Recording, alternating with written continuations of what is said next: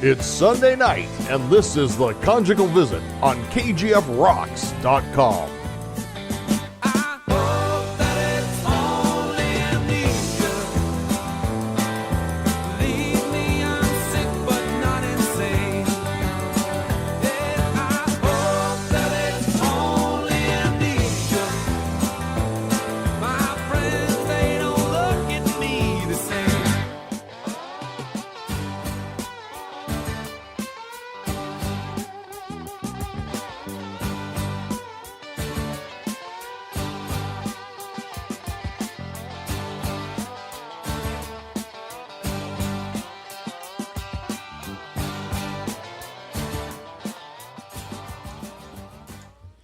Conjugal Visit Show. Yeah, that's right.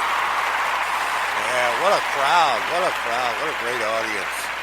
Thanks for joining us tonight. This is Free Ride along with my good friend and partner, Mr. Guido. How you doing, Guido? I'm good. Did you even play the theme song? Yeah. Oh, I didn't even hear it. Oh. Well. Yeah. So how are you today? I'm okay today. You know, the holidays are finally over. Thank God. Well, you know, if everybody listen out there, I hope you tuned in to listen to our guest tonight. Yeah. You know, very, very important guest. Yeah. What do you think? I think this is huge. I think that this is the next step forward for the Conjugal Visit. I mean, I really believe that. I think last week proved that we do a great job and we do a great interview. And that more of these artists are going to come to us to be on our show, and I just look forward to it. It's going to be a blast. Yeah, it's going to be a good time.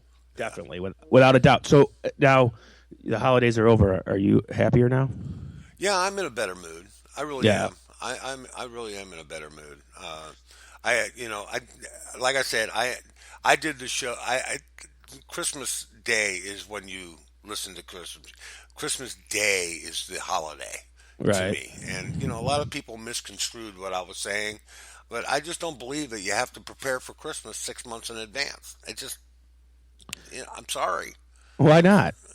It just, like I said, I can buy my wife a gift anytime I want to. It doesn't have to be for Christmas. Right. You know? And Christmas is a time of reflection. You know, I had a great time. Don't get me wrong. Christmas Day, I had a wonderful time.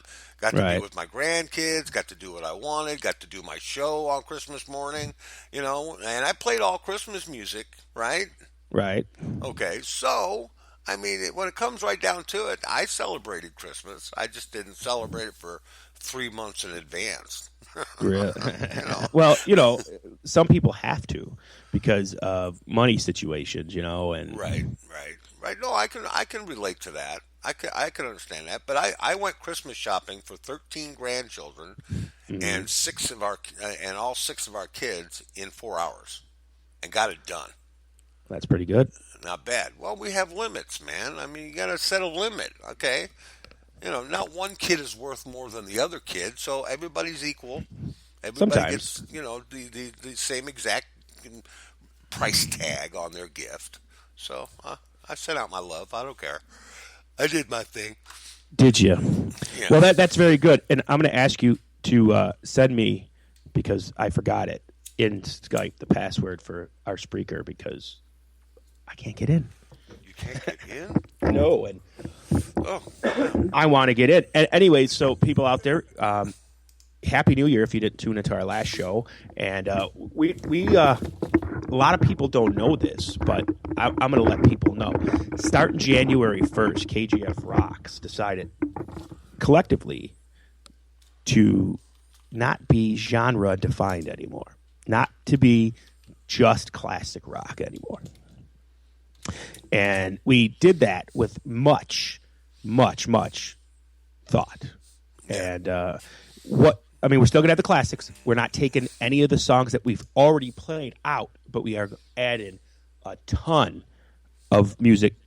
You know, before we went from 96 or from 66 to 96. Right. We're knocking that out, and we're going from 66 till now. Right. So it's going to take us a long time to get music in there, but we're going to get it in there. And I think I don't know if you've listened to the station lately, but I think we've had some good tunes in there. Oh yeah, I agree. And the mix is becoming much better. You're not stuck with the algorithm, folks. Right. You're not stuck with that. Although there is a slight one with our station, you're not stuck with that. I mean, it changes all the time. And going to this new format and going to all rock includes the classic rock and includes the new rock. It includes the heavy metal. It includes the alternative. It includes the rock. I mean, everything is all included in that. So I think that's not only is it better to bring us more listeners, but it's also better for the listener. Okay, and it's not just just regular rock, like you said. There's also alternative, like you said, and southern rock. We got blues. We got I mean, we got so many things. I'm sitting here today. Today I was listening to the station, and Joe Walsh was doing Rocky Mountain Way, and right after that, Breaking Benjamin came in. Wow. I mean, it just boom, boom. It just fell into place, Right. and I think that's cool. I think that's okay. There's nothing wrong with that at all, man. I love it. No, there's nothing wrong with that. And you know what the part about it that is the greatest is that we, we're going to gain ourselves much more fans, I think. I think so, and I also think it's going to bring us more DJs. And it could, yeah. Yeah, they're not locked in to classic rock only. No, right. They can pretty much do what Rob Boyer's been doing, and we can expand that much better. Yeah, much better. And the thing of it too is we can have different shows where a new rock show, this, that, whatever. We don't have to just have, or you can play whatever you want. I mean, like I do now in my shows, is I play a little bit of old, new, whatever. Right. And I think you do too sometimes. Yeah, I do. I'll play some of the new stuff and enjoy it. I mean, having guys like Billy Gibbons in there who are classic artists in their own right are still putting out new music, and we're able to put that on too. And good music had that too. Yeah. It's not shitty music. It's pretty good. Yeah, it is.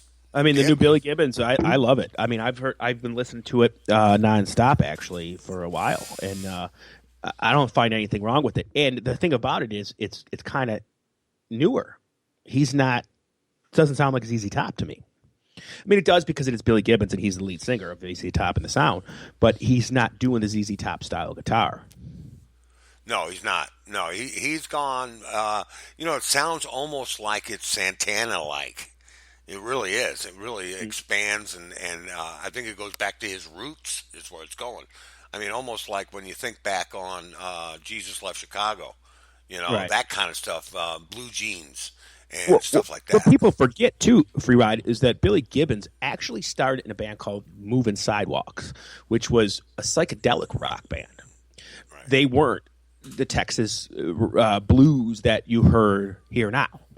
They were actually a southern or a psychedelic band. And a lot of people don't know that. They were called the Moving Sidewalks. The Moving Sidewalks. The Moving Sidewalks. Now I'll that's dig some of that up for my next Oh yeah, show. you should. And they're very good. It's just Billy Gibbons and some other people. And a matter of fact, the funny part about it is if you find they released one album, I think. I don't know if they released it locally in Texas or whatever, but it's got his band on the front cover, and you won't know which one Billy Gibbons is because he's clean shaven. Oh. Nice. And I haven't seen Billy. When's the last time you've seen Billy Gibbons clean shaven? Oh, probably not through his entire career. No, because even in their first album, they had little beards. Right. They weren't yet the long trademark beards. And here's another thing that you'll never see Billy Gibbons without. Name me one time you've seen him without a hat on his head. Oh yeah, yeah. He likes his hats. He's more when it comes to his hats. I mean, right. Anytime you see Billy Gibbons, beard, hat, and sunglasses. Beard, hat, and sunglasses. That's Billy fucking Gibbons, and his new band is called the BFGs. Billy fucking Gibbons. It's Billy Gibbons and the BFGs. And the Billy fucking Gibbons. So, I don't know if he's a little stuck on himself or not, but, it's he a cool. Be.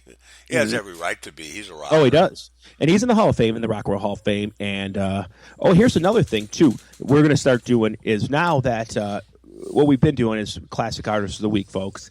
And, like, past week was Cheap Trick. Now, when they won, they went into the KGF Rock and Roll Hall of Fame. Well, now, since we're a rock station, we're going to have an Artist of the Week, okay? And, like, this week, you could choose between Billy Joel, Kid Rock, and Tantric. That's quite a combination there. Right. And so I guess what my thing that I'm asking the fans out there is, how do we induct people into the KGF Rocks Hall of Fame? Do newer bands, say like we have, say we put Shinedown in there, who's newer, okay? Tantric's actually, people don't realize, Tantric's actually came out in 2000. So Tantric's petering on classic rock almost, 16 years ago. But say something like Avenged Sevenfold or these bands at Yellow Card, these bands that are coming out in the last 10 years. Right. Do they deserve to be in the KGF Rocks Hall of Fame? I don't know. No, I don't think they do. Right. I mean now, so what we should do now is we'll have maybe two polls. Maybe we'll have one where you vote for the Artist of the Week, and then maybe once a month we'll induct somebody into the Hall of Fame. That's what I was thinking. I was just thinking about that. What we can do is do a separate poll and let that poll run for a month. Right. And let people vote on their favorite artists to go into the Hall of Fame. Right. And the winner of the poll will go into the monthly Classic Artist of the Month. Right. It'll be like they'll be put into a special rotation. Well, here's like another thing, too, Free, that's cool, is what I want to do. And we don't have enough of this yet. This is kind of how I wanted to do the Artist of the Week poll. I wanted to do one classic, one kind of current, and one unknown band. So, like, independent band, like Huguenin. I'm not saying they're known. I mean, they're known around their realm and their fans. Right. But are they known throughout the world? Right. Like Billy Joel is or whoever. But if we can do that to where we get up-and-coming artists or unsigned artists or independent artists, I think we open the door for our listeners to really, dig these bands. Right.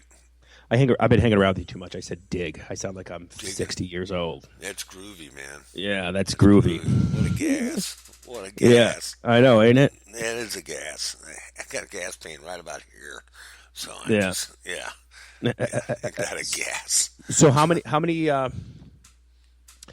did you work today, or what'd you do? Yeah, I worked today, but I don't want to talk about it because today was a drag. All the idiots seem to come out on Sunday. The non-car working on sons of bitches out there that don't know what the fuck they're doing. I mean, there are a few out there that are just flat out should not be working on their vehicles. They really shouldn't. They should pay someone to work on their car. Yeah, there's idiots out there. And the guy asked me today, he said, I need valve cover gaskets. I said, okay, what kind of car is it? Well, what do you mean? What do you mean, what do I mean?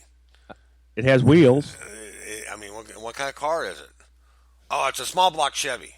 Okay, small block Chevy. Okay, that helps me a little bit. So what did that small block Chevy come out of? What difference does it make? I need to do something to do the research to find the part. That's what I'm doing.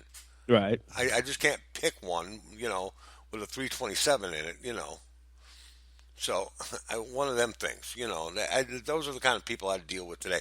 And of course, today was one of the coldest days of the year so far. Well, actually, today's the 3rd, so it was actually the coldest day of the year. And everybody needs a battery. Wow. So I must have installed like 5 batteries today. And so, no, it was a nightmare. It was pretty much a nightmare, Well, today is a great day in the Guido household. It's Mrs. Guido's birthday. So it's Mrs. Guido's birthday. So I'd like to wish her happy 22nd birthday. Yeah, I have a kid. I have a kid that's 19, but she's only 22. So a little bit of that. Happy birthday. Yeah, happy birthday, they said to you. Yeah. She won't come on the air. I tried. She won't come on the air. She's chicken foot. She's scared of thunder. She's scared. No, she's not. She's not a scared woman. She's tough, actually. But I don't know. She doesn't like talking like that. Like if we do, I do the DJing for weddings and stuff. She goes with me. Yeah. If I tell her, I'm gonna go have a cigarette, just change a song. She's fine with that. But if someone comes up and says, "Oh, can you announce this?" Yeah, that's not happening. That's not gonna happen. She's got stage fright. Yeah. But she'll stand up there the whole night with me, but not talk. Right. And I agree. I understand that because when I first started doing DJing, it was in the early 90s, about 90. Oh, God, it might have even been earlier than that. And I used to do it with my dad. He used to own his own mobile sound system. And I'd go with him, and I could play the records because we were playing records then. I'd do whatever. Then if he'd say, "Oh, announce it," so I'd be like, "What?" And I think it is. It's like radio is different than DJing in a bar or DJing at a wedding because with radio, you can't hear yourself talk. Okay. No. Right now, we don't even hear ourselves play back unless we play it back. But when you're DJing in a club or you're DJing in an event, as you're speaking, you hear yourself. And sometimes that's kind of overwhelming for people. Oh yeah, it can be. It can. When I replay our shows, I can't stand listening to you. Your voice just kills me. Yeah, well, mixed ladies take their clothes off. No, I'm just messing with you. Yeah, but there's a couple of DJs out there that I just can't stand their voice, and I got to shut them off. Well, and that's the thing too is the voice is if you're a DJ, the voice has got to be good. I mean, like we got Rob Boyer and we got Zookeeper and Wild Bill. Their voices are really good. Yeah. The guys that we have are really very good. Yeah, no question about it. That voice is important. No matter what you might think, it is important. I mean, and the one I was surprised about the most, believe it or not, was Rob Boyer. Rob Boyer, ladies and gentlemen, he's in a signed heavy metal band named Conquest, and he's a bass player. So I'm like, will he be okay for radio? I was a little skeptical at it, but I tell you what, he's got a natural born radio voice. Yeah, he does. Yeah, it's very good. Very good. So, well, tonight is my wife likes your voice. I just had to punch her. Oh, really? She likes my voice? Yeah, she says it reminds her of her grandpa. Fuck off. Ha ha ha ha. Remind her. Yeah, real funny. Yeah, it was funny. I thought it was. So now, what were you going to say before I cut you off? No, I was going to say we got Mike Lepond up tonight. Yes, we do. Yeah, and this is I've been excited all week about it, and I've been thinking about it, and I did a little bit of research on him, and pulled up and on the band Symphony X. Symphony X has been around longer than I thought they've been around. Oh yeah, they've been around a while. I didn't realize that they were around since 1994. Mm-hmm. So they've been around for quite a while, and I had no idea. Yeah, they've been around since '94. Mike Lepond, though, has only been with them since '98. He's not. He was not a founding member. He's not a founding member, but he's an integral member. He is a kick-ass bass player. He was. He came on in the late '90s in their Twilight and Olympus album, I believe. But the other members of Symphony X are just as talented. Michael Romeo, their guitar player, is pretty damn good, and so is Russell Allen, their lead vocalist. Now, Michael Romeo reminds me of like a Yngwie Malmsteen type guitarist. He plays like that kind of guitar. Like the how would you say it? I don't want to say symphony because that's their name, but like the Baroque, Bach, or whatever type, classical type guitar. And then Michael Romeo, they're not Russell Allen, their singer, amazing vocalist. He was in a band, also one of my favorite bands, the Adrenaline Mob. And so the whole band, and he's also in the Trans-Siberian Orchestra, their lead singer. Right. Very good bands, very good musicians, I should say. These guys can play with anybody, and that's hard to do. Where you could just jump into another band. Now, Mike's new band, not his new band, people. He's still with Symphony X, but his side project or whatever, Mike Lepond's Silent Assassins. Right. is big difference from Symphony X. Still in the metal vein, but I think they're a little heavier. Yeah, I think they are too. They're a little bit heavier. Mm-hmm. You know, And I like them. yeah, I like them too. And there's no getting out of Symphony X's, I guess, genre, as it Right. were. Right. There's no mistaking it. When you hear it, you know it. And the same with his Silent Assassin, and they don't follow the same line. I No. don't think they don't follow the same line up, and I think he took a chance on being a little bit harder than what Symphony X does. Well, it's amazing because the lead singer of Symphony X, his band, Adrenaline Mob, is heavier than Symphony X too. So I think it's like they're all into the metal thing. But I think because of this whole Symphony X progressive style of music that they tone it down just a little bit. Right.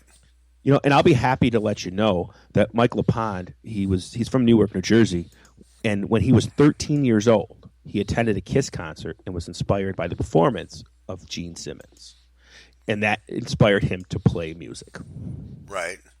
And he bought some basic equipment, this and that, and he started listening to other bass players like Geddy Lee of Rush that influenced his style. And then in '98, he met Symphony X guitarist Michael Romeo through a mutual friend and was invited to replace Thomas Miller, who had recently left the band. He remained as the band's bassist ever since. And if you listen to the music with the original bassist and to the music with him, the bass is much better. Oh yeah. You know, and he's also had some health problems too. In 2006, he developed Crohn's disease. Who's this now? Like Mike Lepond. Oh, okay. Yeah. And it forced Symphony X to cancel their European tour at that time. He underwent surgery to control the effects of the disease, and he announced his recovery. So that's good too that happened to him. But he's also got on this new album of his, you know, this Silent Assassins. Mike, Right. this guitar player used to play for Halford and Testament. Now these guys are pretty good, and his vocalist Alan Tecchio played with Hades and Watchtower. So now it's a 3-piece, I believe. Right. No, it's a 4-piece. There's a drummer too. I'm sorry. 4-piece, yeah. Yeah, and a rhythm guitar too. Michael Lepond plays the bass and rhythm guitar. So actually, this band is pretty talented too. And you know, there's a lot of that's happening now, where these other bands, they decide to do a solo project or they decide to do something like that. And what they do is they get together with other band people, like the Winery Dogs. Okay, the Winery Dogs is Mike Portnoy.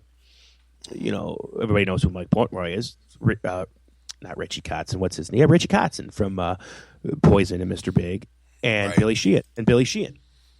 And then you got Chickenfoot out there, but the metal guys are doing it too. You know, the Yeah. Adrenaline Mob, Silent Assassins, even that band Hell Yeah. You ever hear of Hell Yeah? Yeah, I've heard of them. Mhm. Yeah, they were most of them were in Pantera. Oh, okay. So the metal scene is I think the metal scene, more than the rock scene, is making more progress these days. And I think that the metal scene is more lucrative business than the actual rock scene. Because if you look at the charts now, and like the number one rock song right now is a band called Stress Out by 21 Pilots. It's more of a pop thing, okay? And all the teenage kids are buying it, or downloading or ripping it or getting it for free or whatever. But these metal bands are still selling out shows. Nice. Yeah. And their fans stay with them. If you go and you see like Metallica are old, okay? They'll still sell places out. Right. Oh, I got some news. I don't know if people knew this or not, but Guns N' Roses are getting back together. They are getting back together. Yes, they are. And they signed a deal to headline the Coachella Festival in California. Nice. So right now it's going to be Axl, Slash, and Duff, and reports coming through now, it's going to be Matt Sorum as the drummer. Okay. Right. So I don't know, you know, and then here's the kicker of it, people. They're doing a stadium tour. I don't think so. You don't think so? I don't think that's going to work. It depends on who they're with. I think they waited too long. You know what? You could be right. You know, I'm not saying they couldn't sell out arenas like where the St. Louis Blues play or the Buffalo Sabres play. They could do that. Right. no problem. But can they sell out the Bill Stadium that's 85,000 seats? Plus, when you add, because you're going to be on the lawn, where the field is, another 15 to 20,000. So let's say 100,000 seats. Do you think they're going to sell out 100,000 seats? I don't think they will. There'll be a lot of free tickets going on. Right. Well, when Guns N' Roses came here to Buffalo last, with the Axl Rose incarnation of Guns N' Roses, they played at an outdoor venue that held maybe 7,000 people, and they did sell it out. But there wasn't people standing outside pissed off that they couldn't get in. Right. Exactly. So does add in Slash jump them from 6,000 to 12,000 seats to 100,000 seats? I don't know. You got me confused because I didn't know that they were going to be doing an actual. I thought an arena tour would be the best venue for them. No, it says stadium. Not a stadium. It said stadium tour on the Rock News, and I just don't think that like you said, unless they do it like they did in the early '90s, they went in a stadium tour, but they had Metallica and Faith No More with them. Yeah, and I'm thinking that that's what's going to bring it. I mean, they're going to need to sign 2, maybe 3 outstanding bands to do this tour with them. Because it'll have to be like a festival. Yeah, more like a festival. It'll be more like an Ozfest kind of a thing. Ozzy sells them all out, man. I mean, and hell, didn't he not do the Ozfest this year or something? Wasn't he not at one of the Ozfests? Yeah, he was not at a couple of them, actually, and Ozfest still went on. Because basically, you know why Ozzy started Ozfest, don't you? No, tell me. Ozzy started Ozfest because Lollapalooza turned him down. Oh, okay. And I think it was Lollapalooza. It was one of the festivals turned him down and said he wasn't famous enough or something like that. And Sharon said, you know what, fuck you. I'll make my own festival. Right. And the Ozfest totally took over any other festival. Yeah. I mean, you had people like Slipknot, Pantera, Marilyn Manson, Mudvayne, Godsmack, Rob Zombie, Incubus, Linkin Park, System of a Down, Chevelle, and Disturbed all played on Ozfest. And do you know why they did? Because of Ozzy. Because it was Ozfest. Right. And Symphony X played Ozfest too. Yeah. Yep. The most appearances by Ozfest. Now, Ozzy played at 10 of them, okay? The shows went every year from 96 to 2008. They skipped 2009, then they did 2010, 2013, and 2015. So Ozzy's been at 10 of them. Black Sabbath has been at 7. And Black Label Society has been at 7. Those are the 3 big ones. Those are the ones that have been at almost every single one. Right. But then you had, like other big bands too. Like Pantera was huge. Right. And did Ozfest. Slayer did Ozfest.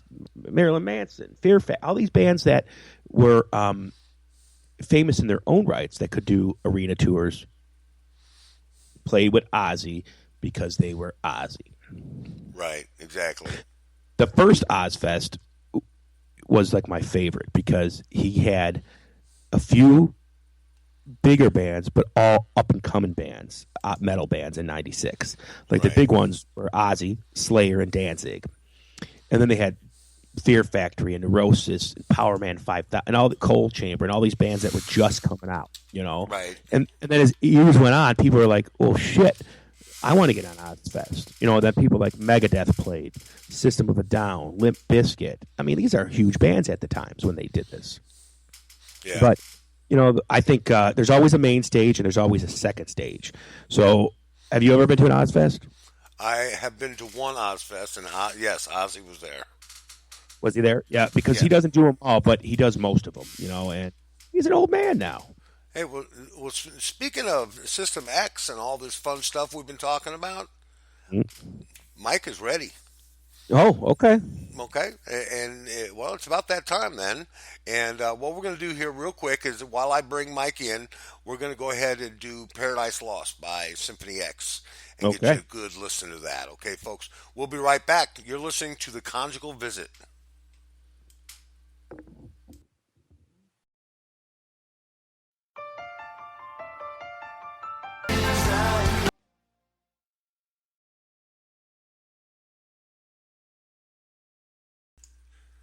Yeah, There we go. Hey, we're back, and with us now in studio, or rather on the phone, is Mr. Mike Lepond from Symphony X and Silent Assassins. Mike, how you doing, man? Happy New Year, guys. Thank Happy you New so Year. much for having me on, man. You have no idea how much we appreciate you coming on with us tonight.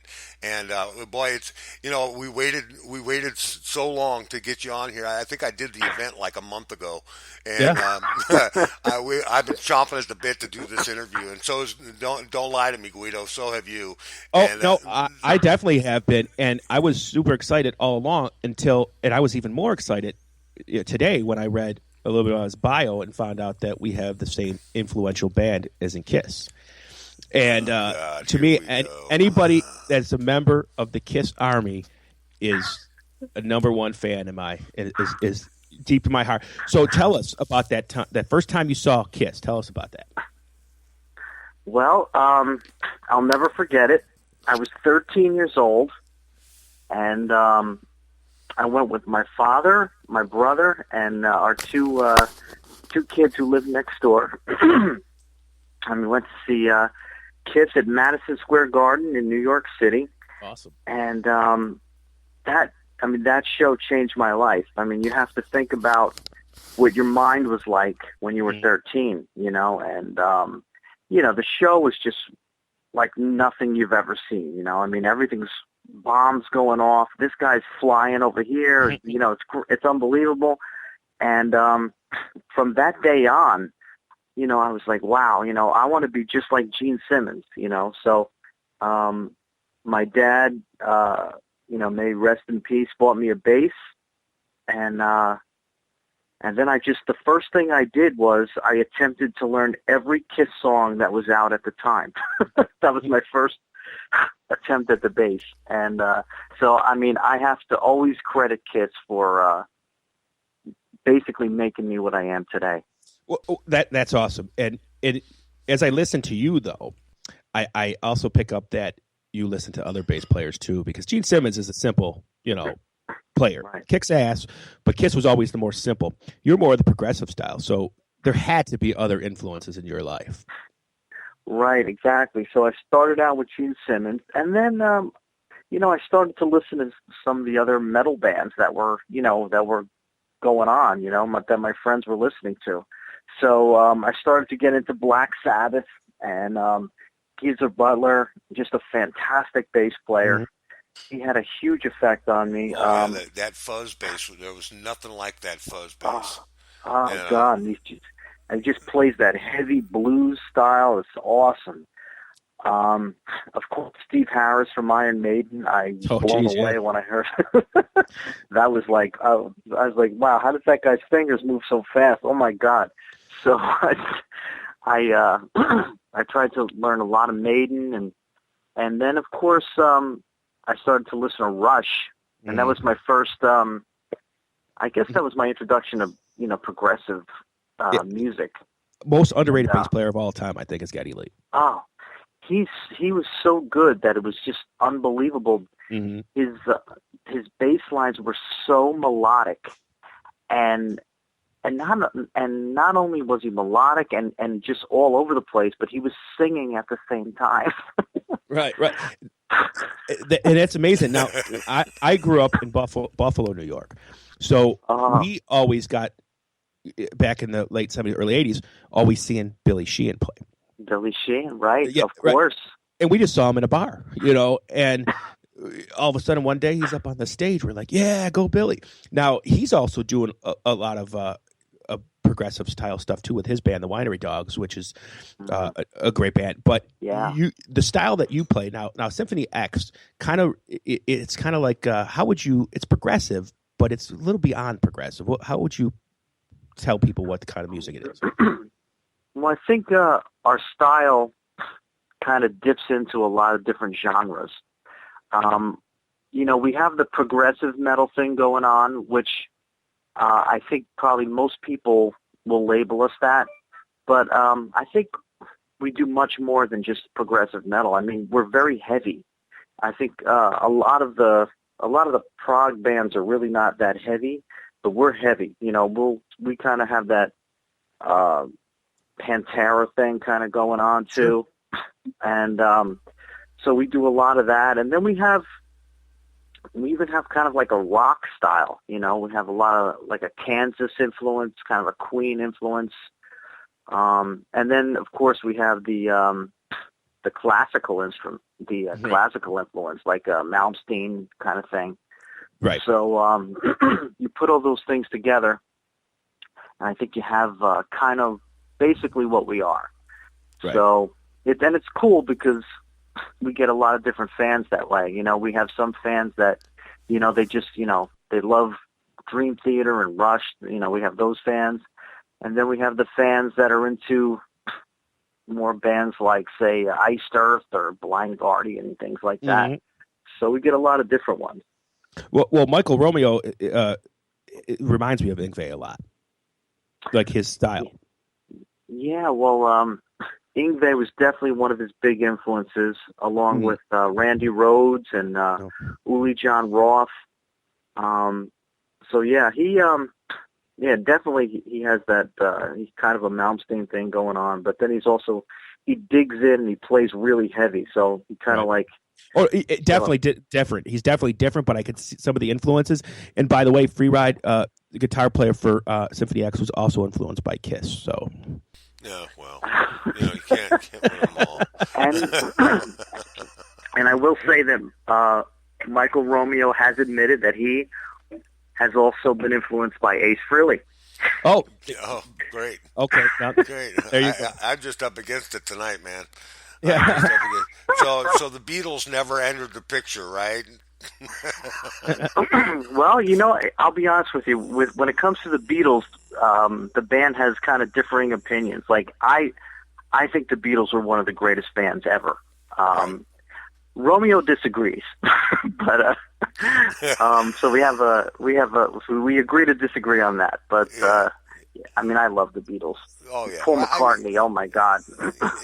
As far as that influence is concerned, I guess your parents were young adults in the '60s, and you kind of when did you think that was it that one Kiss concert when you thought about doing the music thing, or was it before that?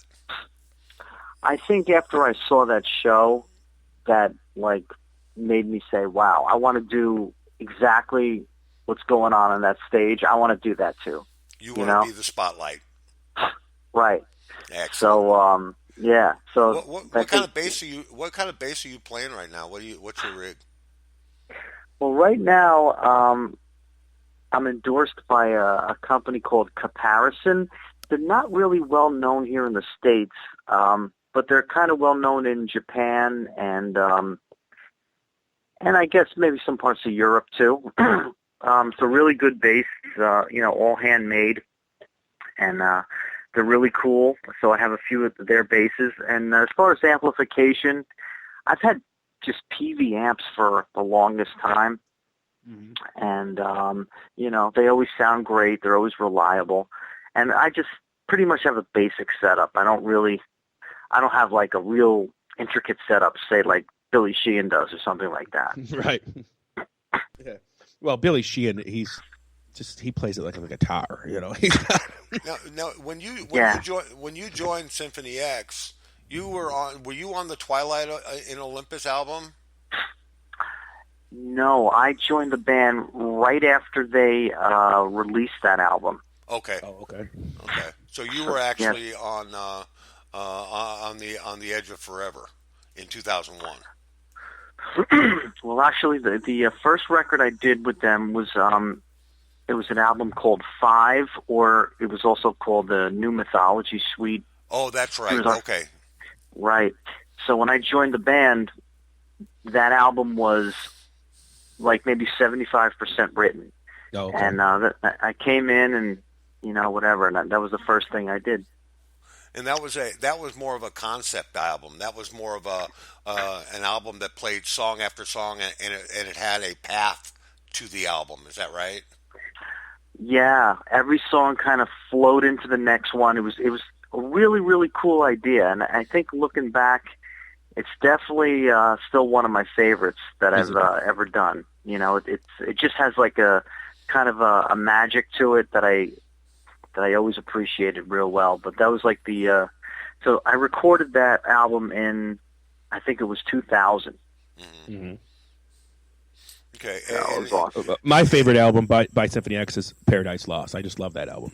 Oh, cool! Yeah, Yeah, that's it's one a of cool my one. favorite. It is, and that actually, 2007. See, the metal scene is picking back up, though. Now, the metal scene has always been around. We were talking about it before you came on the air, where like rock and roll today, popular rock, mainstream rock, kind of sucks, but metal is still good. That's a very good point. You know, you put on like the local radio station, you know, whatever, and you just hear like these rock songs from these bands that just rehashed, you know, nonsense. Sure. But metal is always pushing the envelope. It's always staying true and raw. And, you know, you go to Europe or you go to South America, metal is just as big as it was here in the 1980s. Yeah. I wish it would be that way here. For some reason, metal hasn't been able to break through the underground in many years. I'm thinking Hollywood has something to do with that. Well, What do you think? Japan, it's pretty big still too, correct? yeah, oh yeah.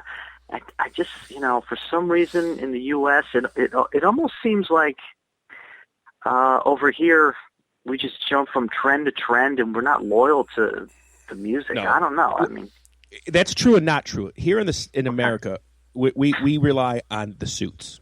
The corporations rule music, and it sucks. But now there is forms of American music that still have that fan base. And I hate to say it, but like country music still sells records. Why, though? Yeah. That's the ticket that everybody needs to learn. Why is that genre still selling? I'll tell you why. Can I tell you why real quick? Because they got hot girls. Yeah. I'm going to tell you what I think is the reason for that. I think that the country music industry today is the Southern rock history of yesterday. I think that they took that model of how successful Leonard Skinner and all these other Southern bands were, and took that as an idea and as a mold. And a lot of those country artists it reflects in the way they're played on the radio. It really does. You don't hear anything new from rock.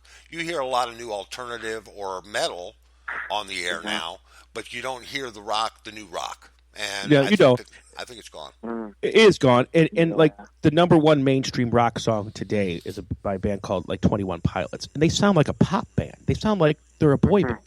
And I'm like, how is that rock? I mean, I don't get it. But there's one question I want to ask. Did you tour with Symphony X when they went on Ozfest?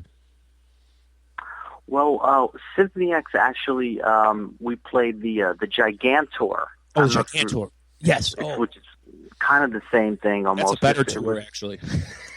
Yeah, we played the very first Gigantour in 2005, and that was really our first major exposure in the U.S. because we were playing with Megadeth and Dream Theater and a lot of big bands. So that kind of put us out there, even though they gave us literally we had like a 20-minute set.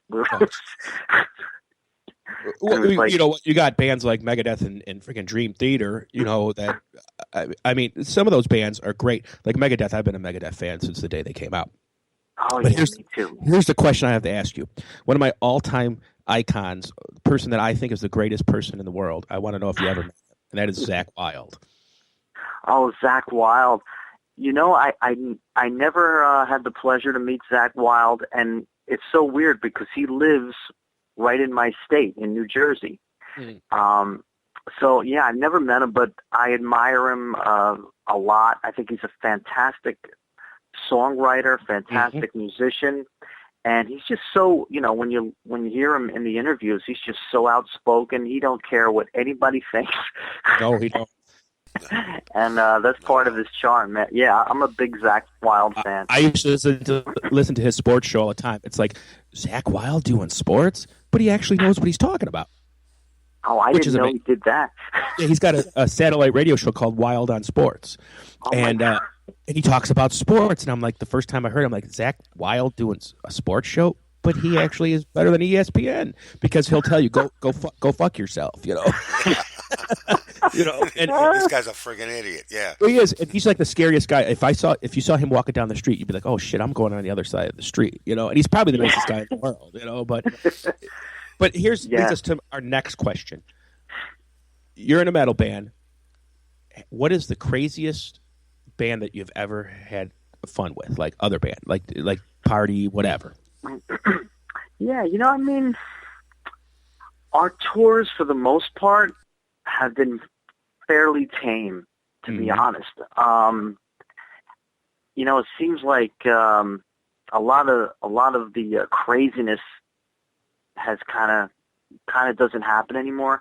But I'd say the craziest band that we've ever toured with was probably a band that's pretty big over in Europe called Stradivarius. Oh, I know them. Yes. Yeah, and those guys were always, heavy partiers and breaking things, and it was fun to watch. I wouldn't do it, but it was fun to watch. So nothing like the early 90 days of Pantera type partying, huh? I never experienced anything like that. Those guys must have kind of set the bar so high nobody can reach that. Well, I think so, and I think that the 80s glam rock bands kind of, right. They did enough for everybody. Yeah, right. From some of their, like Motley Crue and that. Yeah, Motley Crue, who just signed an agreement. We'll never play again. Bullshit, whatever. But anyways, no better. Yeah, it's like the Scorpions. Yeah, right. Yeah. Ozzy retired 8,000 times. I mean, right. Whatever. Kiss. Yeah, Kiss was done several times. I remember when Kiss in the early 80s when they were going to take their makeup off. I said, "Can they play?" Without their music, without their makeup, can they play? I didn't realize till then they were actually a real band. I mean, I thought they were just like, heroes. Retired school teachers, right? Yeah. But, yeah. So here's the next question for you. Your new band, the Silent now is it Mike Lepond Silent Assassins? Is that the name of the band, or is it Mike Lepond and the album Silent Assassins? Well, technically the name is Mike Lepond's Silent Assassins. Okay. The reason for the name is, I didn't want to call the album just my name. That sounds too pretentious, and I didn't want to call it Mike Lepond and Friends because that's dumb. So I figured, what's a cool way to say Mike Lepond and Friends? And there you had Mike Lepond Silent Assassins. Well, I got to say, your friends are pretty cool because they are a great bunch of musicians, and your singer. Oh my God, I love him. Oh yeah, the singer's name is Alan Tecchio, and fortunately for me, he lives right here where I live in New Jersey, and I met him around 2010, and we were jamming in this one band called Seven Witches, and I was just blown away by his voice because he had so much power. And he could scream, and he could really sing, too. You know what I mean? He really had everything. And I was like, wow. Because at the time, I was thinking about doing a solo album, and I was like, wow, this guy would be perfect, So when I had the songs kind of ready to go, I approached him, and he loved the songs. And, man, he came into the studio like a pro, and he just knocked it right out of the park. So it was awesome, and we're definitely going to work together on another one. He was in. I didn't realize he was in that Seven Witches. One of their albums, Amped. It was one of my favorite albums. It came out in like mid 2000s, right. I think. Yeah. Wow. He was on. Yeah, he was on that. He was also in a band called Watchtower. I don't know if you're familiar with that band. They were from Texas. They've done some albums here and there, not steady, but they're like a kind of a cult prog band. And then he also was in a band called Hades, which was based out of New Jersey here. So he's done some things here and there, and it was just, just did a phenomenal job, and he really made the album come to life. Yeah, his voice does come alive. And also your guitar player, he played with Testament, correct? Right, the guitar player's name is Metal Mike Kleischek, and he did play with Testament, and he also, when Rob Halford had quit Judas Priest for a while, he was playing in Rob Halford's live band. Awesome. So that's actually how I started talking to him, because Symphony X, back around maybe 2004 or so, we opened up for Rob Halford's solo project, and I got to talking to Mike, and he was just really, we liked the same kind of music, and then eventually, a few years later, I played actually on his solo album, and then, it was great. He returned the favor for me. That's awesome, and like Rob Halford, that's a great person to be or to go on tour with. Rob Halford is the metal god, man. I mean, it's like we always talk. I always talk about Rob Halford. I love Rob Halford, but here I got to say something. When Rob Halford, nobody knew that of his sexual orientation. He dressed like he was gay. Now everybody knows, and he dresses like a badass. Yeah, I mean, it's so weird because you look back, and he was dressing in all this leather and all that, and, all of us thought that was like the manliest thing, testosterone to the max. Right. And in reality, I guess he was just, I guess that's what the guys in the gay community were wearing. So, well, and he said he bought all his stuff like in the S&M shops and shit. Right. And he did start people wearing that stuff because I even had the bracelet with the little spikes on it, the studs and everything. And thinking you're all cool. Yeah, right. Yeah, but you're actually you're not gay. You're gay-ish. Right. But you're not totally gay. You're a little bit gay. Right. You're gay-ish. Yeah. But now he looks like a metal person. He's got the long beard and the trench coat and the bald head. I'm like, he looks less gay now. Right. Go figure. He looks less gay. Yeah. Who would have thought David Bowie would ever marry a woman? I mean, he's definitely an icon. And same with like your guitar player playing with Testament. To me, I was always an Ace Frehley fan until I heard Alex Skolnick play in Testament, and then I switched gears, and that's cool for him to be in that band too. And we really are excited to play your music on this station. We play some Symphony X, but we play every single song from the Silent Assassin album. That is amazing, dude. That's the reason to just keep going, man. I mean, thank you for all your support. That's so killer. No, and you're supporting us at the same time, man. So it's a scratch my back, we'll scratch your back. Well, and that's what this station's all about, man. Up until we were kind of a classic rock station, and then we decided a couple months ago that we need to stop that, and now we're just a rock station. So, but we play from 1966 to 2016. Wow. So you can hear in 1 hour, you'll hear your song, and then you'll hear Frank Zappa, then you'll hear the Beatles, then you'll hear Motley Crue, you'll hear Alice Cooper, you'll hear Suicidal Tendencies. I mean, we have no limit. Everything. And we play classic, Southern, blues, everything. And we also are very keen and loving to independent bands too. So if we love them more than anybody because a lot of these independent bands are still just doing it for the music. And you get somebody like I was talking to making fun of when we were off the air of like somebody like Axl Rose. He can give a shit about anything. Yeah. He's got his mansion in the hill. He can give it shit. But it's guys like that are still just playing the music for the love of it, which I could tell you still love playing music because your stuff is amazing. Even on like your side project here, I have to say I like it better than your regular job. Right. No, that's so cool. I appreciate it. Yeah, I take music really seriously, and it's anytime I write a song or an album or anything like that, it's always a labor of love, and I want to make sure it's always as good as it can possibly be, and even when Symphony X is off the road, or I'll do stuff with other bands, and just because I love doing it, you know. And yeah, I'll never be like an Axl Rose, you know. I wouldn't pay a penny to see that guy ever. No, I wouldn't either.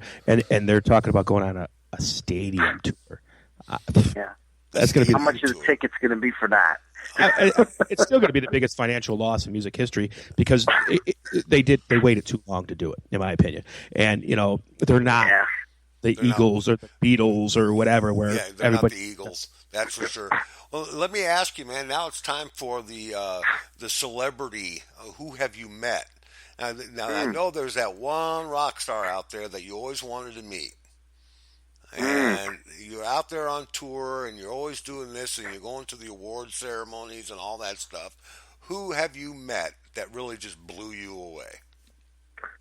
Well, I'll tell you, it was back in 2003, and Symphony X was playing in Cleveland this one night, and we had found out that Ronnie James Dio was playing in Cleveland the same night, and he was going to play later on than us. So we, and one of our roadies used to roadie for Dio. So he said, "All right, listen, we can get into the show and meet Ronnie and all that." So we were all excited because, you know, I mean, obviously we all love him. So we play our show, pack up and all that. We get into the Dio show and catch, you know, the last maybe half hour. And then, you know, we go backstage. Now, you got to remember, Ronnie never heard of us, doesn't know who we are. So we walk into his backstage, and this guy, you could just see what a gentle, wonderful soul he is. He hugged all of us. He offered us his food. He was talking to us about anything and everything. The guy was just so... he was just so genuine and nice. And, you know, he had to do a meet and greet right after the show. So his manager is saying, you know, "Ronnie, we got to do a meet and greet." But he just wanted to sit down and talk to us. And we were asking him all these questions about, oh, should we do this? Should we do this? You know, what do we do? And he was just so kind to us and wonderful that I'll never, ever forget it. That was like that was probably the most amazing night as far as meeting anyone in my life. Oh, that's a great person to meet, and most people don't know he's actually a short guy too. Right? Or was so short. I had a funny thing about Ronnie James Dio is a couple months back, a friend of mine got an argument. He swore to God that Ronnie James Dio was from England. I'm like, dude, he's from Ohio or something, you know? Yeah. Just because he played with, you know, Rainbow and Black Sabbath doesn't mean he was English. Right. He actually, he's from upstate New York, actually. Oh, is that where he's from? Oh, okay. Upstate New York. Yeah. You would think he's British. I mean, yeah, from what he's done, right? Yeah.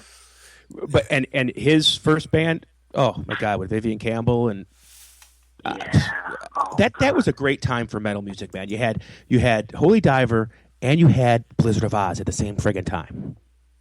I mean, that was like and you had Iron Maiden. That was the first year that Bruce Dickinson joined Iron Maiden. Wow, metal was kicking ass then, you know. Yeah, that was like the golden age.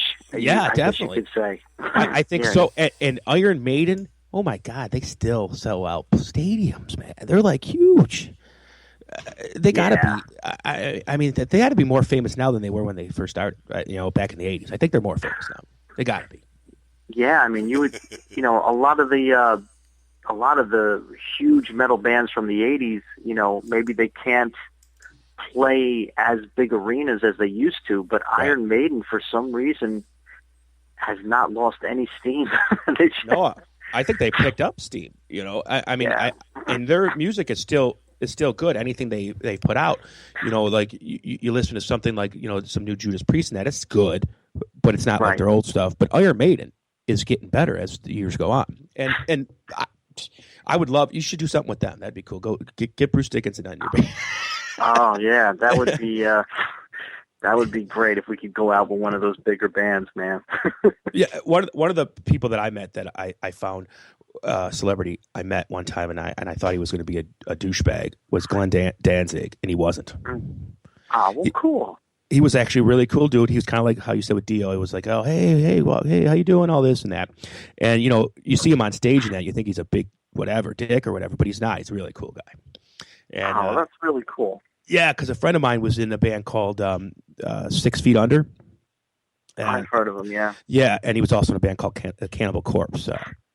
Sure. And they opened up for him in Buffalo, and I went to see him, and just cool guy. Glenn Danzig was cool, and sometimes it goes to show you think some people are going to be really cool, and they're not, and then other people are thinking to be a dickhead, and they're not. Like when I saw Dave Lee Roth one time, and I said, "Hey, Dave," and he ignored us.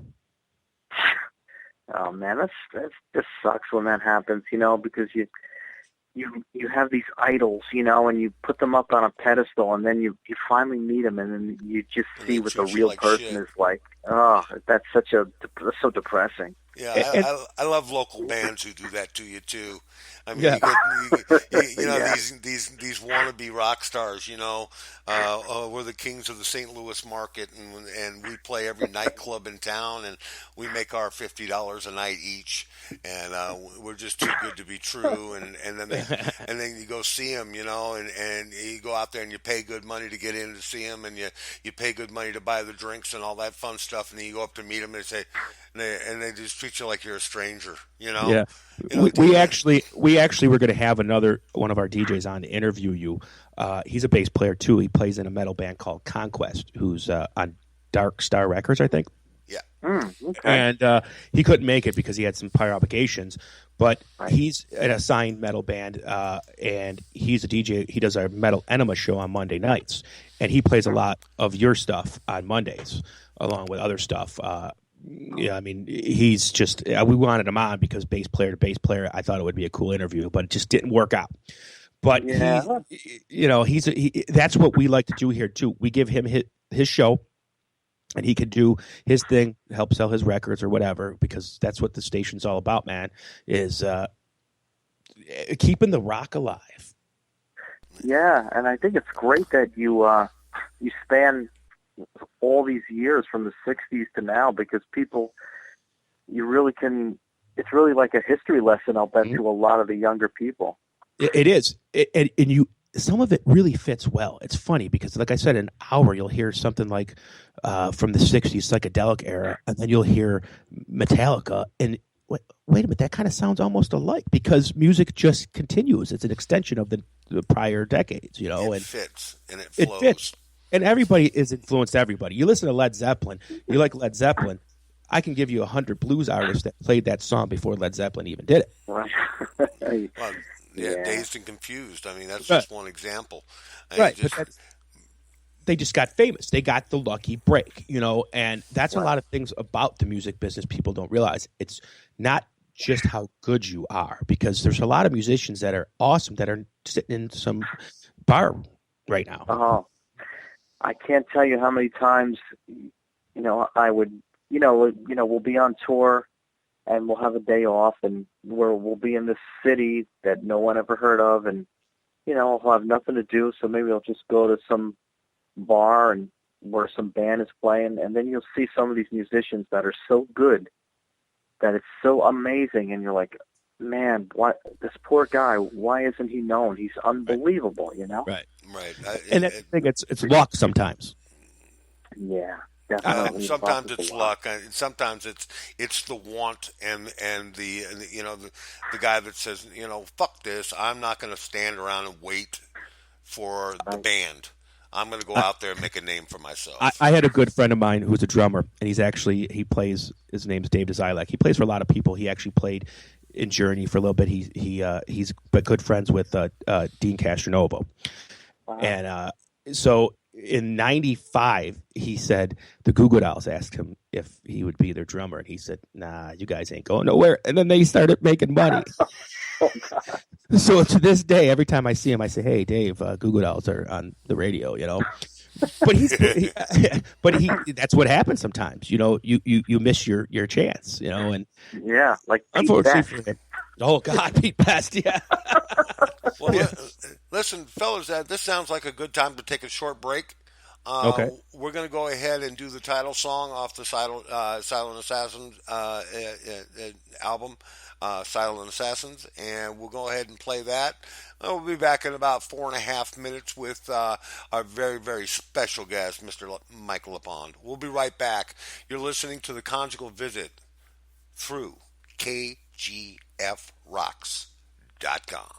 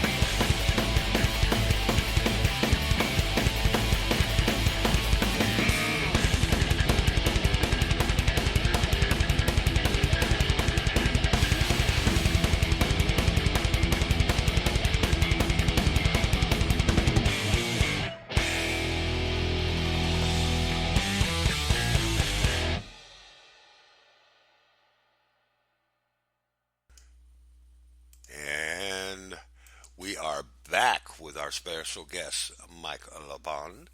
And Mike, dude, what a great fucking song, man. I mean that Uh, song just friggin' rocks, man. I the whole album is uh, kick ass, folks. Do us all a favor, Mike. Where can they get this Silent Assassins album from? well, I mean, you should be able to get it from, all the usual places, whatever, Amazon, iTunes. But if you go to my Silent Assassins page on Facebook, there's some other links where you can get, the physical CD, you can get a shirt and things like that. Or if you can't find anything, please feel free to just write me personally. I have my own personal Facebook page. I'm always on it. I'll get back to you right away and help you out. Cool. We'll also post a link on our Facebook page too, so our people can connect with you. That's really cool that you respond back to people, because you know what, a lot of people, it means so much, especially if they're a fan of you, that you personally respond back to them. It really makes somebody's day. Oh yeah, I mean, when we were younger, we couldn't get near our favorite rock stars. It was impossible. Right. But now with social media, it's amazing because the fans now, they can actually, if they can actually talk to these rock stars. If the guys want to talk to their fans, sure, you have a direct link. So I always make it a point to talk to as many fans as possible, because I realize that number one, if it wasn't for them, I wouldn't be able to live my dream. So as far as I'm concerned, I'm forever in debt to them. And if they want to talk to me, then you know what? They can talk to me, and I'll talk to them as long as they want. That's awesome. There's only one celebrity that ever answered me back on Facebook, and that was Michael Sweet from Stryper. Well, there you go. All right. That's yeah. And to me, that was great because I always loved them. And I got you beat. I got one more. Who do you got? Mike Lepond. Well, yeah.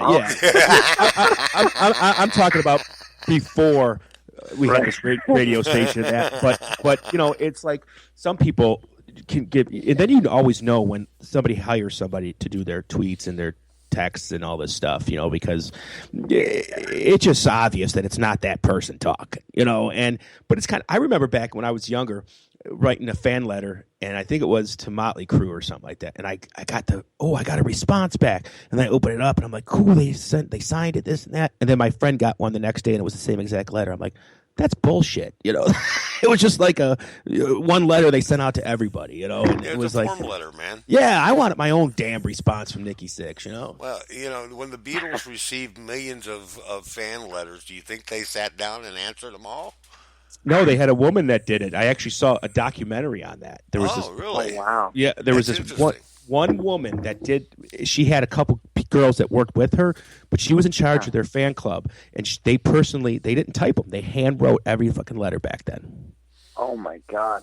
Wow. Yeah, wow. And she was like, I forgot her name, but she was like number one. The Beatles loved her. She was like part of their family, and they bought her Christmas gifts and everything, and she controlled the Beatles fan club, which at that time was the biggest fan club in the world, if I'm not mistaken. It still might be. Wow. Still might be. You never know. I don't know if I don't think she's still doing it. No, they're not answering John Lennon's letters. I don't think so. No, okay. I don't think. If Paul McCartney's got so much damn money, he don't care. Yeah. He don't care. He's a billionaire. He's the first rock star to make over $1 billion by music. Yeah, wow. Well, some guys got it, some are born with it, and others just flaunt it. But that's even the real Paul McCartney. He died in '68, right? Yeah, well, no, I ain't buying it. But anyway, Mike, let me ask you. Okay. Yeah. You guys are fixing to tour in Europe, is that right? Yes, Symphony X will go to Europe next month, and we're going to be there for 5 weeks. We're going to start in the UK and then cover pretty much the rest of the continent. And it's always great to tour Europe because the fans over there, they're so loyal, and it's just amazing. I mean, it's just, and they all like you in different ways because every country has its own little culture. So some countries, the people are just kind of laid back and they enjoy the show, and then other countries they just go crazy for you. You know what I mean? So it's always so different, and it's always a blast. Oh, definitely. It is. You're right. In the other countries, metal is bigger. I saw this thing on Facebook today. It said something about Justin Bieber plays for 300,000 people, and then it said, "Fuck that." Metallica in '92 played for 1.6 million people in Russia. I'm like, wow, wow. How do you play for 1.6 million people? Holy crap! Oh my God! The guy in the back, the 1.6 million person. How did he see anything? You know. I know. Yeah, that poor guy who's last in line. Yeah, but it just goes to show you that in the European countries and other countries like that, the metal scene is so much better. Marty Friedman moved to Japan because he's like the biggest celebrity in the world over there. So when you're over there, man, you got to go to Abbey Road Studios, dude. I would love to go there. Where is it? It's in London. I don't know the exact address, but I'll be happy to look it up for you, man. You just got to look for that crosswalk. Yeah, well, I'll tell you what. Crosswalk, man, and you four guys walk across that crosswalk. Now, I want you to be barefoot. Okay. You got to be barefoot, and I want to picture you guys walking across the crosswalk there at Abbey Road Studios. Or you could do it like the Chili Peppers did, nude with your socks on. With your socks. Oh, on. Right, I saw that. Yeah, that would be so cool. That's in my bucket list to go to Abbey Road Studios. Wow. Hey, Michael, I want to ask you a question. So you're pretty keen on the metal scene. What new metal bands, do you think are worth mention? A lot of people send me, they send me links to different bands. Hey, check out this band, check out that. I think one band that I've been liking a lot lately is a band called Ghost. Have you guys heard them yet? Ghost? Oh, I have. Yeah, I haven't heard them. Have you? It's kind of like, it's going to sound weird, but it's kind of like Merciful Fate meets the Beach Boys. That's a big difference. Wow. Merciful Fate. I forgot all about that band. Holy crap. I'll have to check them out. Ghost, huh? Okay. Yeah. It's kind of different and cool, So, that's definitely one. They're from the States? I don't think they're from the States. I think they're from somewhere in Europe. Yeah, probably, because that's where a lot of the, and it's funny because you remember in the early 80s, the new wave British metal came over, and all of a sudden metal became huge when you had Iron Maiden, Judas Priest, all these people, and it stayed that way. The English bands never went away, where a lot of the metal bands from the 90s, they like the biggest disappointment of my life, Metallica, went mainstream. And and now they're trying to get it back, but it's too late, people. Actually, they are a band out of. I found them. They are from Sweden. No, Sweden. Oh, okay. Sweden, yeah. And I'm just checking it out. I'm going to have to like their Facebook page and get into them. Now, Mike, have you ever done any of the metal cruises? Yes, we have. Symphony X played on something called the 70,000 Tons of Metal. Oh, cool. And I'll tell you, those metal cruises, I think they're even more fun than the metal festivals that they have in Europe. These cruises are so much fun because, you're just out on the water, and it's just all metalheads, and everybody just gets to know everybody. You become like a family, and right. It's just so much fun, so much to do, and it's definitely probably the best time I've ever had. Well, there's no place to hide. You have to be with the fans, It's right. That's true. And they're there, and I know there's one coming up, and that shows you how true those fans are, because those things are not cheap. No, they're not. The tickets are not like $100. I mean, they're in the thousands. Right. So those people that come to those shows are friggin' awesome fans, in my opinion. Yeah, they're all about it. And, yeah, I mean, it's expensive. The cruise is expensive, and then, you have to fly to Florida where the cruise is, so that's another added expense. It's so it's for people who are really, really into it. But there's some great freaking bands on those bills, on those metal cruises. I mean, and the different kind of metal bands they put together, like you wouldn't think that those bands would ever be together. It works out. Yeah, well, it's cool because you get all kinds of metalheads who come on the cruise, and there's something for everybody. And this is how crazy it is. I mean, you hardly ever sleep because the shows begin at 10 a.m. and they don't end literally till 5 a.m. the next morning. It's just nonstop. Wow. And it's just so much fun, and you don't really sleep that much. Oh, really? There's no noise ordinance out on the ocean, is there? Yeah. Right. Now, do they play like on the deck, or do they play in like a room, or? Yeah, well, the main stage is on the deck, and that's really cool because it overlooks the pool, and it's just so awesome at night under the lights with the water there. But then, inside the boat, there's a bar where where some bands will play, and then there's a theater where some bands will play. So there's, it's constant music all day long. Wow, I would love to go on one of them. That's great. So now, what's your favorite place besides the States? What is your favorite country to play in? My favorite country to play would be Brazil. Brazil, really? Yeah. The fans in Brazil and the other countries in South America are the most passionate fans I've ever experienced in my life. Mm-hmm. And it's just, when you go down there, it's not like the way it is here where, you say, hey, let's go see this band tonight, and you just chill out and watch the band. For those people, it's a major event, and they go bananas. And if they see you, they will chase you. Like the Beatles used to get, huh? Yeah. I can see it now. Mike running down that long hill, streaming behind me, running his ass off, going, "You can't touch me. You can't touch me. Amigo, we love you." Well, that's got to be cool because, over there, it's like they're passionate about it. We have a metal band that we play here and that we interviewed a few times. They're called Sectus, and they're from, the two guys are from Mexico. And they're freaking good. And it's like, that's what you realize is music is really the universal language. You can play in non-English speaking countries and they know every word of your song. They do. And an interesting note with that is, a lot of times when I go to these countries, I ask them, how do you know how to speak English so well?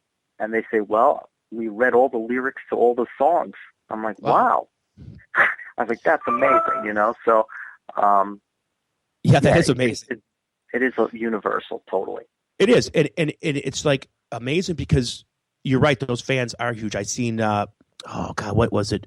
I think when Kiss did it in Brazil, they played for like 300,000 people for the last tour they did with before they took the makeup off. What the heck was the name of that album? But anyways, the stadium was like packed with these people that like knew every Kiss song. Yeah, and they didn't speak English. Amazing. Incredible. Another big place I heard that is still into the metal, and I don't know if this is true or not, Australia. Yeah, Australia is really growing as far as heavy metal, and I know as far as Symphony X, we're talking about possibly going over there later this year. So cool. That would be fantastic to see that. That'd be great. Now, one place I would love to play, because my name's Guido, I would love to go to Italy. Have you ever played Italy? Yes, we've played Italy many, many times. It's definitely one of the best places to play. The fans are just amazing. They're a lot like the Brazilian fans. They're very passionate, very vocal. Cool. And I met a lot of great people over there, and I have a lot of friends now over there. So that's another benefit from touring so much. You meet all these great people from different parts of the world, and you have all these friends. It can't beat that, and it goes to show you that people all over the world are just the same. It doesn't matter. Right, exactly. And we all love Mike Lepond in Symphony X. You know. Yeah. Oh, I hope so. Now, do you find yourself listening to like the other Symphony X members' side projects? Do you pay attention to any of that, or? Sure. You know, yeah. I mean, our singer Russell Allen's done a bunch of stuff. Our keyboard player Michael Pinella has put out a couple solo albums too. So, yeah, we check it all out. We support each other. You know. That's great because I tell you what. The Silent Assassins, and I think Adrenaline Bob should go on tour. I love that Adrenaline Bob too. And yeah, that would be fun, right? Mike Portnoy needs to get back in that band, though. You know. Oh yeah, sure. Yeah, he's amazing.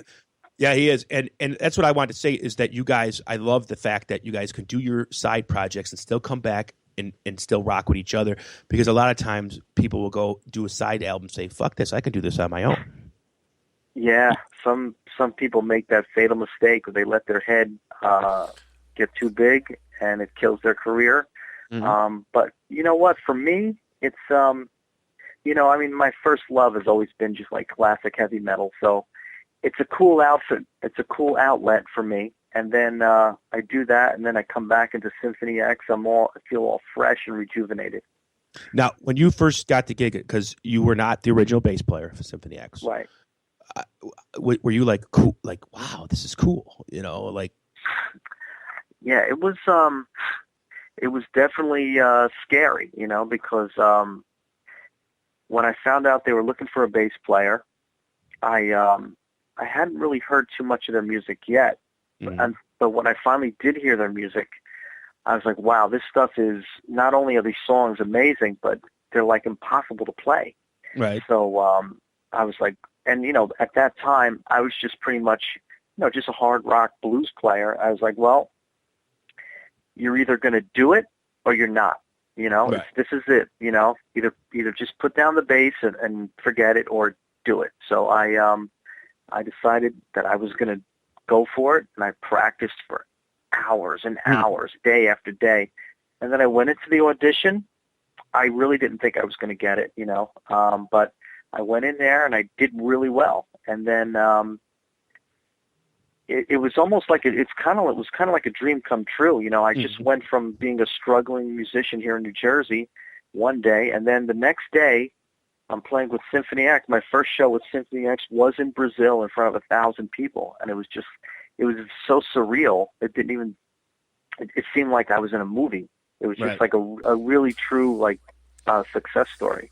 That's awesome, because the ironic thing about that is our guest last week, his name was Tommy Gibbons. He's a new guitar player in Tantric, and it almost happened the same way to him. Good. You know, and it's like, I love hearing stories like that. It almost reminds you of that Mark Wahlberg movie, Rockstar. Yeah. Which so you want the gig then? Do you want the gig then? Yeah. Yeah. I think they should have picked a better person to play that role, but whatever, you know. Right. But his backup band was great. I think Zach Wilde and Jeff Pilson were in the band, and yeah.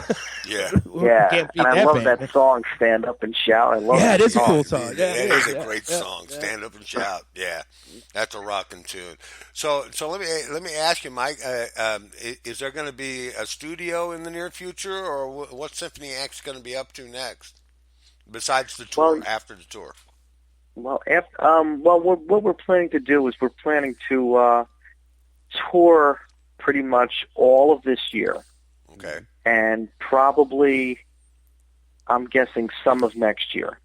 So we'll probably finish our touring cycle maybe, I'm just guessing, maybe the summer of 2017, and then we'll start working on another record. Okay, oh, wow. Cool. That's a pretty extensive tour. Wow. Now, do you you take some time off in between, I imagine, right? Yeah, usually we'll let's say we'll go out in the States or Europe for like a month or so, and then we'll take a few months off and then go back out somewhere else, and so it's not constant.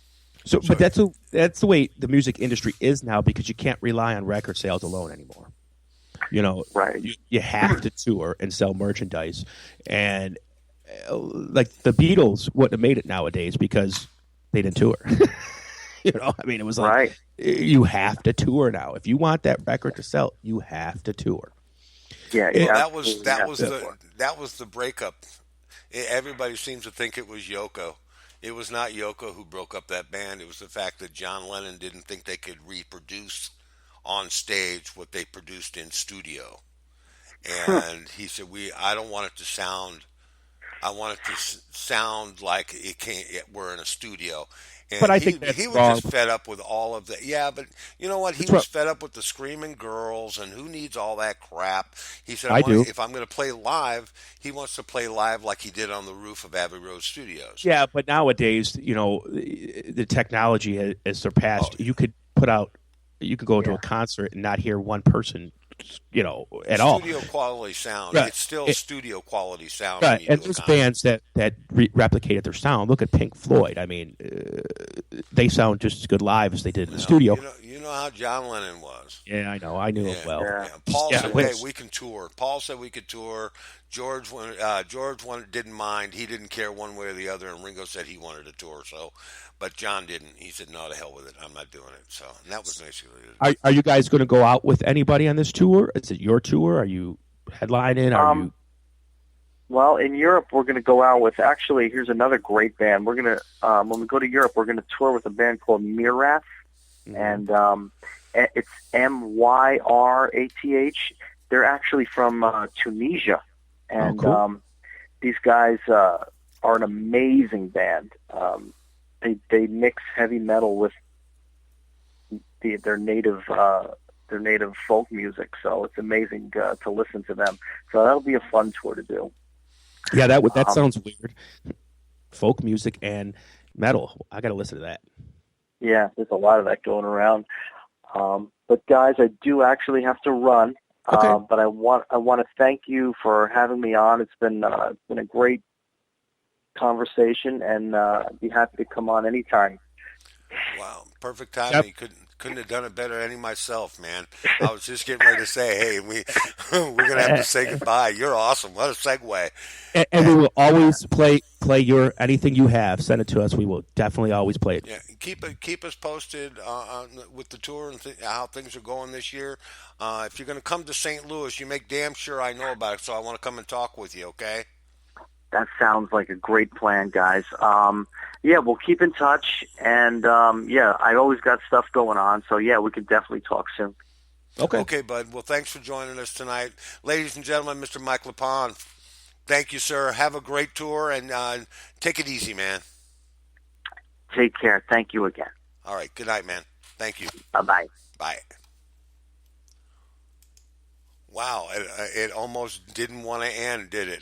No, I know. Usually we pay more attention to the time on that, and usually we're ending the interview. But that it's good. It means it was a very stimulating conversation, I think, and excellent. He's a very cool dude. Yeah, very cool, and look forward to more from Symphony X and Silent Assassins. Great stuff there, folks. And if you're listening to the show tonight and you like what you're hearing, tell your friends about us here. We're very proud to say that we broke the 1,000 listener mark this week. So we are very, very cool. We're very, very. I'm jazzed. So I'm sorry. This has been a gas, man. That was a whole lot of fun to talk with him. That was a whole lot of fun. Yeah, and to let the people know, next week we have a very good guest on too. Who's that? Freed? Sean Hugenin will be with us next Sunday night. And Sean is getting ready to go back in the studio again. So we're going to talk about that. And he's going to do a short tour. And so we're going to talk about that as well. And there's been some things going on in his life. And it's going to be a lot of fun. I can't wait. And I want to talk about another one of our former guests, and our prayers and thoughts go out to Mr. Rusty Burns. Yeah, Rusty's had a relapse and has been in the hospital. And he remains there as far as I know. But I haven't heard anything in last few days. But yeah, thoughts and prayers go out to Rusty. What a great interview that was. If you didn't get a chance to, what could possibly be his very last interview, we did it. Right. And if you don't know who he is the former lead guitarist of the Southern rock band Point Blank. And he did our first show when we came back. to do our conjugal visit, and we're very pleased to have him. And if you haven't had a chance to go back in the archives and listen to that show, you definitely want to listen to that show. Now, our archive, speaking of our archive, we got a lot of room in there. But there's going to come to a point when we don't. And we're going to save his show and the show tonight are definitely going to be two of the shows that we save forever. Oh, yeah, definitely. We're going to download this show tonight, and we'll probably download his show, and we'll download the others, and then we'll put them up upon request. And you can go in and request those shows and listen to those shows as well. So we'll put those on our main page. And you know what I liked about our guest tonight? He was prompt, man. He right at 9:30. I'm ready. Yeah, he was ready. Yeah. I was ready to bring him in, man. I was pleased. Right. Yeah, I've been so jazzed about this thing. I've been excited about it all week. What happened to the weather? I don't know, man. She didn't answer me back, so apparently she didn't feel up to the weather to do the weather. It was probably 4:20 time for her. Yeah, she probably fell asleep on the couch. That's what are you gonna do? What do you do, right? So I wanted to talk about something. I wanted to let the people know out there that you almost lost KGF Rocks. Yeah, ladies and gentlemen, we almost lost it, and you almost lost KGFRocks.com. The powers that be decided not to give a contract to those of us with smaller radio stations. Right. And there was just no way that we were going to be able to afford it. But thanks to the good people at Stream Licensing, they worked out a deal, and we were able to stay on the air. Now, it's more expensive for us to stay on the air. And if you like what you're hearing tonight and you want the shows to continue, I'm not going to beg here, man. I fucking hate begging, Guido. It's not about begging. We're just extending the offer out there. Gives a little help. People think that this is just a hobby for us and fun on the Autobahn, all that stuff. But it's not. It's serious business. I think people don't realize is that when we play a song, the artist gets paid for it. Right, and we pay for it. Right, and every song we play, money comes out to pay for them. Now, yes, I do believe they should get paid. I'm not saying that. But what they did want to do was make it from manageable dollar amount and almost raise it 600%, which is ludicrous. There's no way we can cover that. Right. But they brought it down, and this is only temporary. Right. Okay, so folks, go out and contact your congressman or your senator and let them know about internet radio and the troubles we've been having getting a contract so that we can continue to play. This is not fun and games here. And if you can't do that, chip in $5 to the station. Just go to www.kgfrocks.com and just click on the donate button and donate $5. Donate $10. Right. Whatever you can afford. I know things are a little bit tight right now that Christmas is over, but now's the time that we need your help. And if you can help us out with that, that would be awesome. Right. And and we're not asking you for all the time monthly fee. Once is good for us. Yeah. Yeah. Don't do it all the time. Just a one-time thing. Just throw us a bone and help keep us on the air, because there's web fees, there's royalties we have to pay, and licensing fees, and the website we have to pay for, and our DJs do this out of the kindness of their heart. They're not getting paid. No, nobody is getting paid.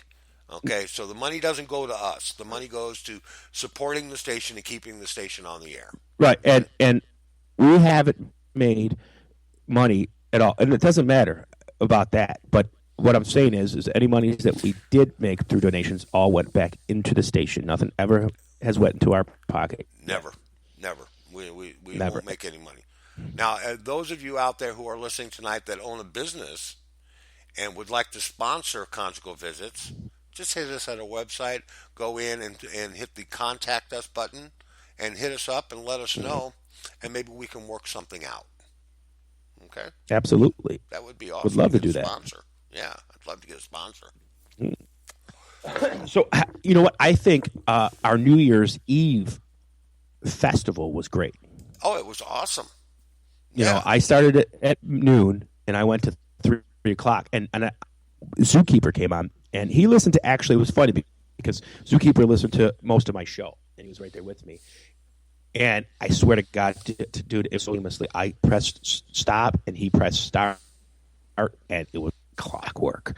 And then after that, while Bill went on, and then you went on, I think that was one of the best days in our history. I think so too. And folks, if you missed it, it was an all-day event for us. And like I said, nobody gets paid to do this. We enjoy doing it.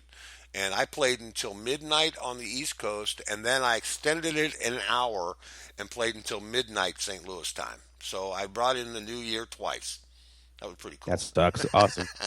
Yeah, it was. And it was different for me because I always play 7:00 is my show time on Wednesdays, and then this Conjugal Visits is 9:00 Eastern time. But for me to play during the day was quite a difference, and we could see when we got people listening, and I guarantee you I had people that never heard me before. And normally the time slot that I went on, is Zookeeper's time slot normally on a regular basis. But since it was the marathon, we changed time slots, whatever. So it was good opportunity for people that never heard me DJ hear me, and I thought it was kind of cool because I know it wasn't the regular people that listen to me, because I think we all have our mainstays, the people that like, there's definitely people that like you better than me, and there's people that like me better than you know what I mean, like the style of music we play. I mean, and that's why it's so good, because I was playing these things, and then Zookeeper was saying, "Oh my God, that's a great tune! Oh my God, blah blah blah," and then he played some things. Oh my God, that's a great tune! It goes to show you that we're not pre-programmed. It's all the DJs doing their own thing, playing whatever they want. And I like that. I think that's great. Where everybody's musical tastes are different.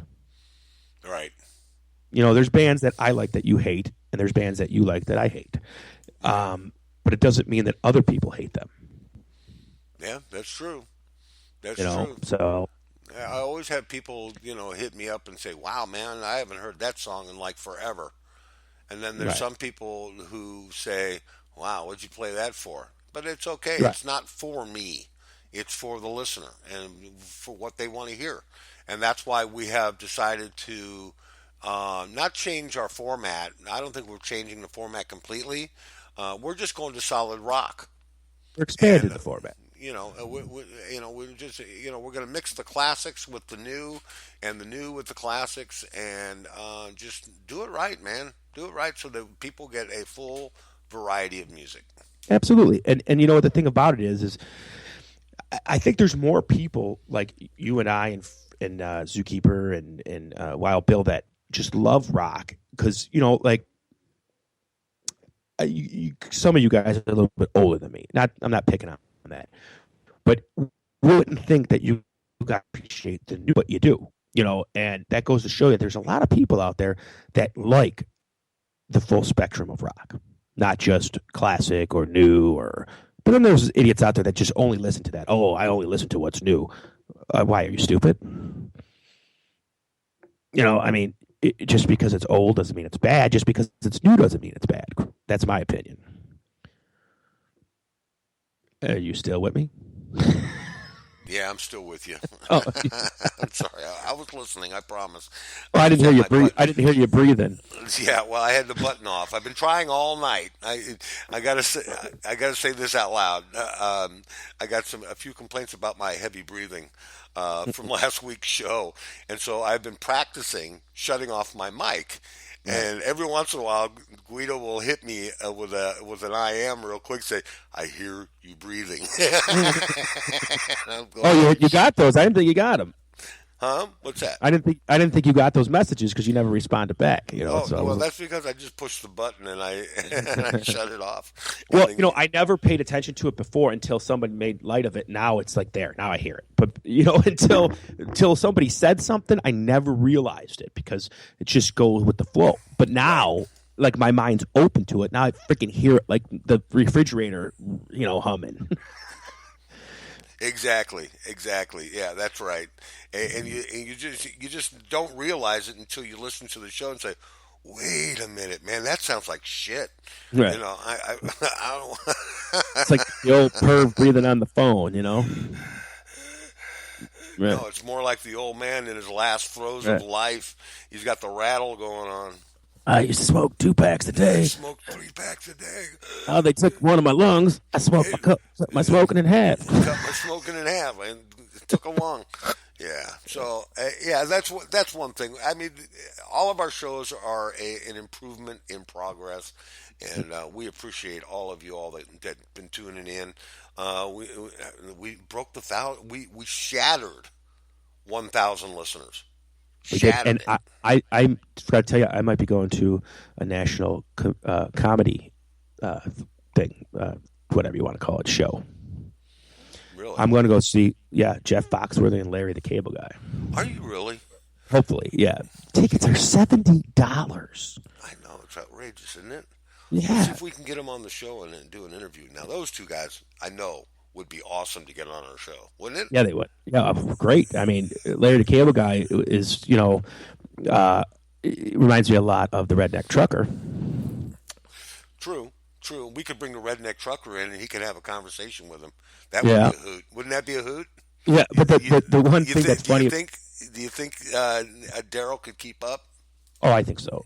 Because like Larry the Cable Guy has like a master's degree in English literature, believe it or not, from Nebraska State University. Daryl is the real thing. Just a dumb fuck. Yeah, the real our village idiot. Right. Where like Larry's probably a real smart guy when he's not in character. He's probably super intelligent, whatever. And Jeff Foxworthy, for that matter, too, because they both made careers out of being buffoons. And they're quite wealthy, And Well, he's definitely our thing I was saying Forrest before. Gump. Yeah, but they're country artists, really. They're country comedians, really. The country comedians, Southern, they're redneck Yeah, comedians. Right. And they're selling records, and they're selling out concerts and all things. Because, like I said before, that country fans are loyal fans. Yeah, they are. And they are. And, like Garth Brooks was disappeared for 15 years, came back and sold 2 million records. Nobody sells 2 million records anymore, and because they're loyal. And rock fans and pop fans, especially pop fans, people that listen to pop music, if it's 2 years old, it's ancient to them. That's true. On the pop scene. Rock scene, a little different, but that pop scene, man, if it's from 3-4 years ago, why are you listening to that? That's old. Yeah, that's old hat. Right, and I don't like that, man, because there's a lot of songs that, even in the pop realm, that I think are cool still, like from the 70s. I think some of the 70s pop was great. Like, I still listen to the Osmonds' One Bad Apple. What? Yeah. You don't like that song? That's not the Osmonds. That's the Jackson 5. Oh, it's the Osmonds, buddy. One bad apple don't change a whole bunch. That's the Osmonds. You better look it up. One bad apple. I thought that was the Jackson 5. Nope, it's the Osmonds, One not the bad Jackson apple 5. don't spoil the whole bunch, babe. That's the Osmonds. I don't think so. Google it. I will. You've never proved me wrong yet. One bad apple. Let me look it up. Apple. Apple, right? Let's stump the Guido. Ain't gonna happen, buddy. The Osmonds. Single by the Osmond. Yeah, he ain't heavy. He's my brother. That's a cover. That one is, but the One Bad Apple was their hit, and a lot of people thought it was the Jackson 5, but it wasn't. It was the Osmonds. They did a version of it as well. No, they didn't. Yeah, they did. I'm looking at it right now. The Jackson 5 did a version. That's the one that went to the top. No, it's not. The Osmonds is the one that went to the top. Really? Yeah. I don't know, man. Oh my God, dude. I don't think it was the Osmonds. Yes, it? it was the Osmonds. I don't know. I'll prove it to you. Okay. Let's see. Here we go. It went gold in 1971. Okay. Yeah. One Bad Apple. Number one hit single released by the Osmonds on November 4th, 1970. It debuted on the Billboard Hot 100 on January 2nd, 1971 in the top spot. It stayed 3 there for 5 weeks and also reached number 6 on the R&B charts. Billboard ranked it number 4 song of 1971. Both One Bad Apple and the Donny Osmond credited single Sweet and Innocent are on the 1970 album Osmonds. The song was written by George Jackson, who originally had the Jackson 5 in mind when he wrote it. Yeah. But he gave it to the Osmonds instead. Really? This is what happened. I can still picture Michael Jackson. Michael Jackson turned it down in favor of ABC. Oh, okay. He turned it down for ABC. Okay. All right. Well, Guido was right again. I just can't stump you, man. If anybody out there can stump the Guido, please come on in and join us on our show. Okay? Don't be scared. And I will not Google it. He will not Google it. That's his pledge to you. He will not Google it. But that was like their one big hit that was like R&B type stuff. And the funny thing about it, the guy that wrote it, George Jackson, was a songwriter who was in the Muscle Shoals band, and he had another hit song that he wrote called Old Time Rock and Roll. Right. Which is Bob Seger. So he was a predominantly R&B songwriter, but he wrote other songs too. So he wrote that song for the Jackson 5, but they turned it down for ABC, which became a number 1 hit. Right. So the Osmonds took it and made their number 1 hit. Okay. Well, see, folks, I learned something new every day. I could have swore that was the Jackson 5 who did that song. Well, just like when God, what was that one song? Oh, Baby Come Back. Okay, remember that song? Baby Come Back? Yeah. When it hit the radio, everybody thought it was Hall & Oates. Right. Daryl Hall's mom called Daryl and said, I just heard your new song on the radio. How come you didn't tell me? She's like, we don't have a new song, Mom. What are you talking about? And it was Baby Come Back. So there's a lot of people. There's a lot of people that sound like other people. Like there's one guy. Who did that song? Baby Come Back, Player. Player, exactly. Okay, I'm just testing you again. What was voted the worst album cover in rock history? The worst. What was it? The Beatles. What album was that with the babies and the dead bodies? Yeah, that was up there yesterday and today or something like that. It was called. Yeah. No, it was the Orleans first album. Orleans, huh? Yeah, with You're Still the One. Yeah, You're Still the One. It was the 4 of them on the front cover, shirtless, and they said it looked like a gay pinup poster. A gay pinup poster. Well, yeah. But yeah. I don't know if they're. You think they're rock? Yeah, I guess so. Orleans? No, they're pop. Yeah, not 3 times. Yeah. And no, that was not Orleans. Not 3 times was Tony Orlando and Dawn. Oh, now that's pop. Yeah, Orleans did You're Still the One, and they did Dance With Me. Yeah, that's pop. That's pop. That's more like ABBA than they wanted to be. I love Tony Orlando and Dawn, dude. Knock 3 times. Don't tell me you have never sang Tie a Yellow Ribbon Around the Old Oak Tree. Oh, yeah. Well, yeah, that's like, I'm saying I never watched Old Yeller. Right. I know for a fact I watched Old Yellow.